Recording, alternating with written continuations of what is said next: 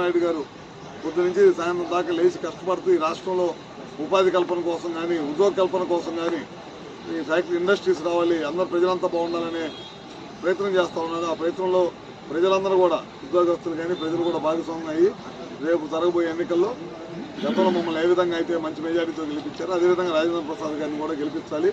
ఇది రెగ్యులర్ ఎలక్షన్గా కాదు, బ్యాలెట్తో జరిగిద్ది. మనం ఒకే అంకె రోమన్ నెంబర్ కాకుండా ఆ బాక్స్లో అంకె వేయాలి. అది ఒక వీడియోకి తీసి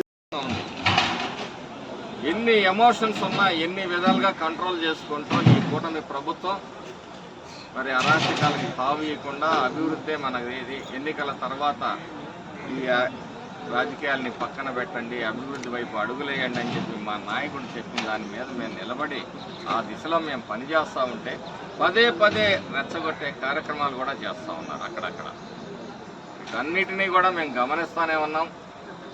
ఈ వైసీపీ ప్రభుత్వం మళ్ళీ తిరిగి రావటం అనేది ఈ పొద్దు సూర్యుడు ఆ పొద్దున పొడిచినట్టే. గుర్తుపెట్టుకోండి, రేపు 27వ తారీఖున జరగనున్న ఎమ్మెల్సీ పట్టభద్రుల ఎన్నికల ప్రచార నిమిత్తం గౌరవనీయులు పెద్దలు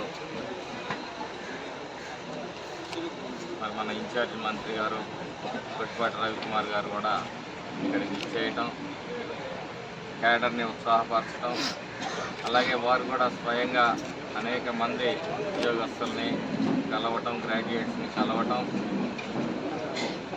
ఈ పట్టభద్రుల నియోజకవర్గంలో ఎన్నికల్లో ఆలపాటి రాజేంద్ర ప్రసాద్ గారిని వారి క్యాండిడేట్స్ గురించి, వారిని గెలిపించాల్సిన ఆవశ్యకత గురించి, గతంలో జరిగిన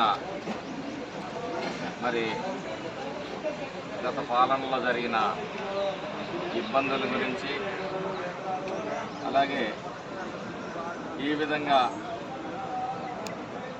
యువత ఉద్యోగస్తులు వైసీపీ పరిపాలనలో నష్టపోయారు అనే దాని గురించి వివరించడం, అలాగే ఇప్పటికీ ఉద్యోగస్తుల పట్ల కానీ యువత పట్ల కానీ